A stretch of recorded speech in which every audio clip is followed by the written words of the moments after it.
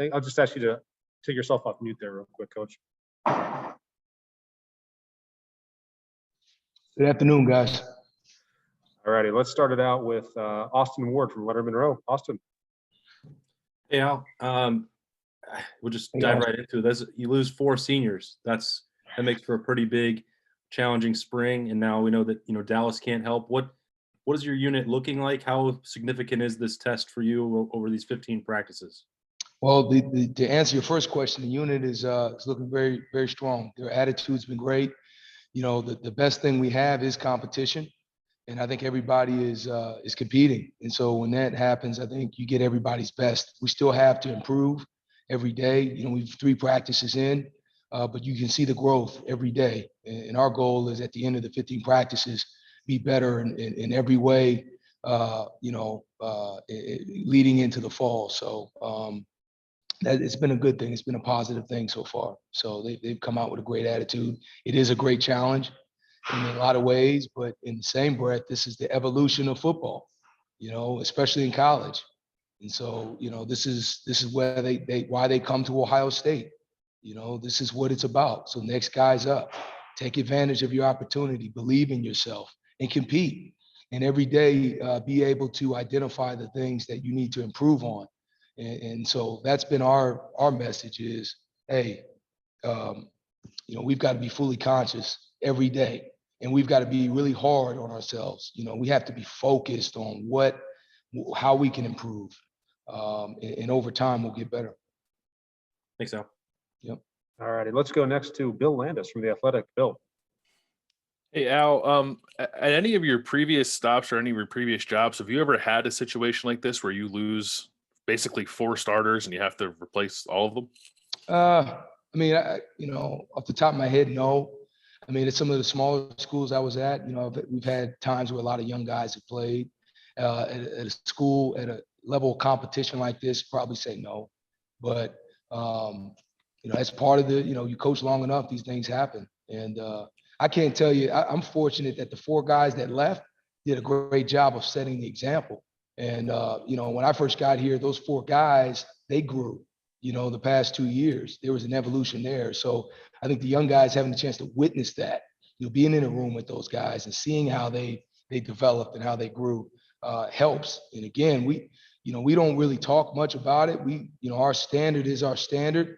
And we've got to, that's, the next guy's up, and we've got to uphold that standard. So to answer you, Bill, I think it's a great question. I'm 36. I've been coaching 13 years now, not extremely long.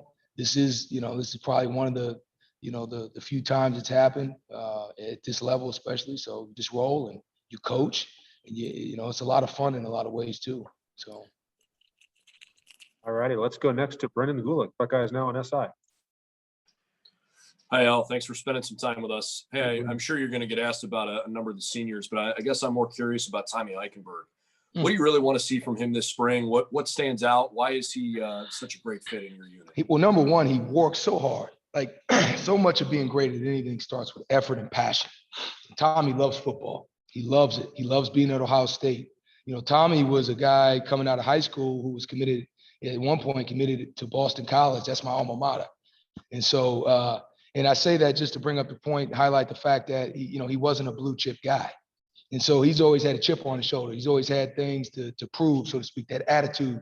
And that's what makes Tommy an elite player. That's what's going to make him an elite player. I won't give him that title yet, but I think he's trending that way. He's trending that direction because of that chip, that sense of purpose, that sense of drive. So what do I expect to see out of him this spring? Number one, leadership. He's got to lead. He's got to be a guy that leads by example and leads by communication. We talk about leadership in our room. You have to be seen, you have to be heard, and you have to be felt. And a lot of times they don't feel you until they first see you and hear you. And so for Tommy, that's what I expect to see. First thing. And second thing is become a technician. So much of what we ask our guys to do, scheme's important, and you have to execute within the structure of the defense. But there's individual one-on-one matchups that technique has to show up. And so a lot of those skills were only harnessed through actual reps, like really playing.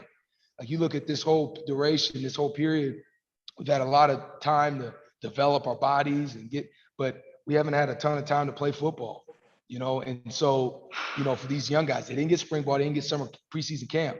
And so it takes reps, it takes those experiences to really become more of a technician.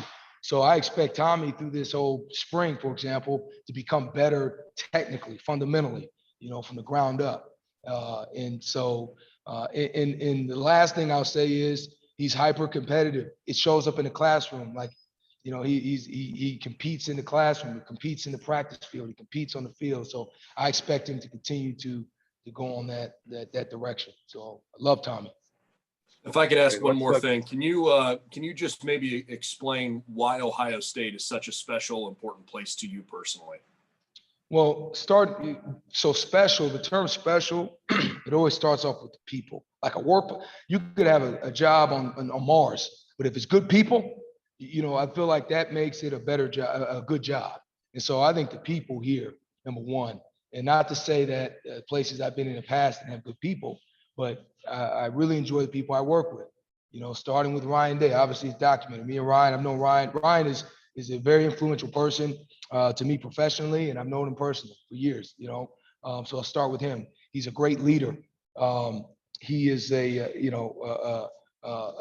elite person to mold yourself after because of the way his habits and the way he lives his life. So I'll start with that. But then you go to the defensive side, man. I mean, we got some great guys. Kerry Combs, unbelievable leader, great person. Larry Johnson. I mean, I can go on and on the offensive side. So I think that's why Ohio State's special, because the people that you have a chance to work with, and being honest about that. I mean, and they make you better. The people here make you better, because everything at a place like Ohio State is expected to be excellent. And so every day you wake up, you get in there, you're motivated to be your best, because that's the standard in every way. The second piece for me personally is it's home. I mean, hey, listen, Sunday I had a chance to, my mom, she came over, she drove 20 minutes instead of 12 hours. And she was able to see her grandkids, my kids, and they get to know her as Yaya, and they really get to know her as that. My father, he's over all the time. He shares his opinion all the time. He knows the players. He's around it. It's unique. My kids get a chance to see my parents, and my in-laws, the same difference. They're about an hour away. So, having a young family and being a professional, doing what you do at the highest level, which Ohio State is that, and having your family around, that makes it unique. And that's unique to me personally. I'm just speaking, for me personally. You asked the question. That's why Ohio State's special for people, and this is where I'm from. All righty, let's go next to Bill Rabinowitz from the Dispatch. Bill. Hi, Al. You kind of answered what I'm going to ask you in the last question, but I sense you would have preferred that the Tennessee thing been under the radar. It wasn't. That's just the way life is now.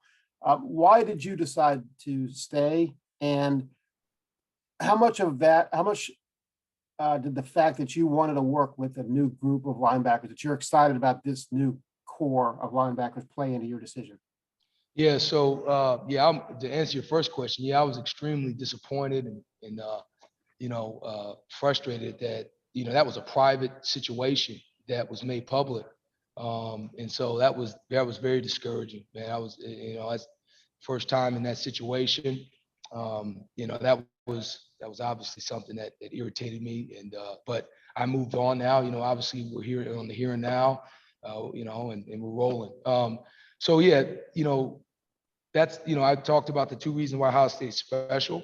I think the work that I have the opportunity to work with the group of guys that we're working with, that I get a chance to work with, was a big part of it too, man. I mean, listen, these guys a lot of these guys are young, and haven't had a chance to prove themselves yet. And, we have a great relationship in the sense of I want to see them transition. I want to see them actualize their dreams. So that's a part of it too.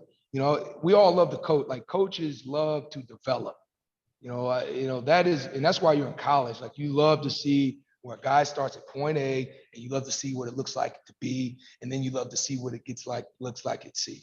And that progression is why you're in college coaching. And so that's a great opportunity. It's a great opportunity here and now.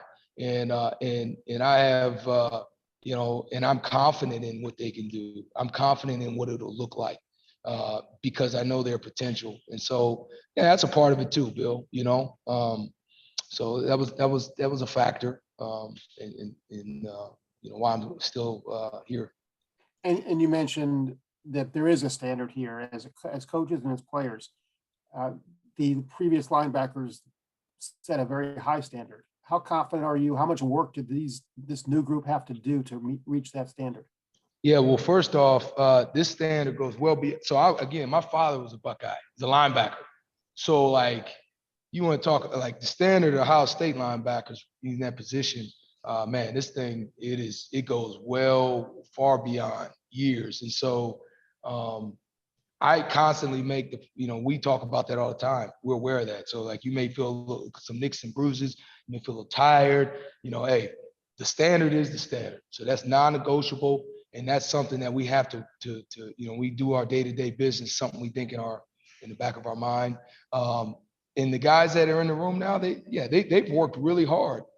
They've taken advantage of their gaps in time to earn, that position, that standard, being a linebacker. But they have to continue to do it. It's a day-to-day thing. They got to do it tomorrow. Yesterday was our first day in pass.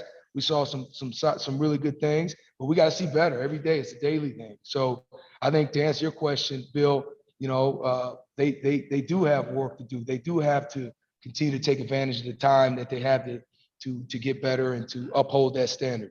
And so, and that would be what hopefully they would say to you if you would ask them that question as well. So. Thanks, Al. Yeah. All right. We got a bunch of hands raised still, so let's just keep it to one question. Let's go to Dan Hope, 11 Warriors. Hey, Al, I'm sure you're somebody who has aspirations to eventually be a defense coordinator, to eventually be a head coach. Just curious from your perspective in deciding to stay at Ohio State, how do you feel that can help you eventually reach those goals in your career? Well, I think I think for me personally, it was the right move. And I feel like being at a place like Ohio State will put me in position to actualize that. So I think, so to answer your question, yeah, I do want to become a coordinator. I do want to be a head coach, but at a place, I feel like timing is important. I feel like timing, I'm fortunate to have that, to be able to use that is a factor in the equation. Like I don't have to jump at anything. And I'm not saying Tennessee's that. I mean, it's a great place, a great program, great tradition. I just felt for me personally, it was the best decision for me right now, and to be where I'm at, man. And I feel confident that making that decision, it will put me in position when that time comes. All right, let's go next to Dave Biddle, 247. Dave. Thanks, Mike. Al, if you guys had a game today or tomorrow and Dallas was healthy, can you give us an idea what the depth chart would look like at linebacker? Yeah, I was waiting on that one. Yeah, so I love the way you presented that too. You kind of snuck that in the back door. To answer your question, so Dallas, I'm gonna answer your question, Dave. Dallas, he is he's been here since I've been here. He has been an unbelievable. I mean, he's been one of the leaders of the room. You look at the exit of those four guys. He's one of the leaders of the room. So I have a lot of confidence in Dallas. I wish he would have been able to participate as much as everybody, this spring, but he would definitely be in the mix. I mean, he would definitely be in the mix, and I'm gonna leave it at that. But I'm gonna tell you this, you put me in that situation. We got to play today, on March 25th. I mean, you guys could probably set the depth chart before I could, and we only had one day of pads. So, but the guys, man, they've been working hard, man. So I got a room full of guys who are eager to prove, and so, I guess that kind of answers your question. Thank you. All righty, we got about 3 more minutes left with Coach, so let's do 2 last questions. Let's go to Nathan Baird, Cleveland. So kind of piggybacking off that, the last 2 years you've had 2 very kind of different guys in some ways at Sam, between Pete and Barron. Just kind of curious what you see as sort of the future of that position. How are you trying to assess right now who the next guy is that goes for the skill set needed at that spot? Well, that's a great question, Nathan. And if you think about our defense a year ago or 2 years ago, right? Think about that guy. That guy first year was Pete Warner. And so Pete was a guy that he had some coverage skill and was able to really impact the defense in that way. Then you got Barron, who was a really dynamic rusher this past year, So that position is, whatever skill set that guy has, you play to that. So that's one that you can kind of mold around the player. And so as things go in the spring, we'll have a better idea of that. So. All righty, and final question for Coach. We'll go to Dan Hope, 11 Warriors. I'm good. I already had questions, so I'll pass to someone else. All righty, we'll pass it off to Joey Kaufman, Columbus Dispatch. Al, just for Dallas at all, how does him not being able to practice or be available for spring practice impact his development, or has he kind of been around long enough where you expect he'll be okay? No, I don't think anybody's in that, nobody's in that category. It's just nobody can be, everybody. I don't care if you're the best of the best, you need reps, you need to participate. So it's not good that he's not able to, we'll put it in a good category. And I do think he could have benefited from having had these practices, just like he would have benefited from spring ball last year, preseason camp. So, I think, but in the same breath, there's still ways to get better. And he has, mentally and visualizing what you're doing and understanding what we're asking guys to do at a deeper level, leading. There's other things you can do to help. But yeah, I mean, you wish Dallas would have had an opportunity for sure. So, but I don't think it's damaging. I don't think it's like, it's just something that you have to overcome and you have to find a way despite that. All righty, Coach. Thank you very much for your time. Can I sneak in one thing about, Cody Simon and Mitchell Melton going into year 2? Sure. Yep. Yeah. So you want me to, Cody Simon and Mitchell Melton, man, those are 2 young, just young studs, man. They handle themselves like pros, and again, you want to talk about being a freshman when you got, you come in the room and you see Tuff Borland sit down and open up his notebook. He's got copious notes, and you look at a guy like that, and he's very serious, very focused about his work. They were impacted by that. They were impacted by Justin Hilliard's resolve. They were impacted by Pete Warner, his toughness, on a daily basis. They were impacted by Barron's willingness to step up and become more vocal and as a leader, and his playmaking ability and his ability is really his selflessness. You think about Baron Browning, he was selfless because he played so many different positions. So Cody Simon and Mitchell Melton got schooled on what it looks like to be a linebacker here. And so they handle themselves the right way. They're very talented. I think everybody coming to Ohio State for the most part has a certain foundation of talent, but they're very talented. They're very bright, and they just need reps. They need those repetitions. They need to, they need to be coached. They need to be evaluated. They need to be pushed. Coach Marotti's the best in the business at that, in the weight room and on the field. Like, that's why I don't have a voice, because those guys need it. They need that callus, because when it does callus over and it clicks, man, they're going to be pretty doggone good, just like a lot of guys before them were. Thanks, Al. Sorry, Mike. All righty, Al. Thank you, Coach. Thank you very much for your time. Really appreciate it. Thanks, guys. Take care.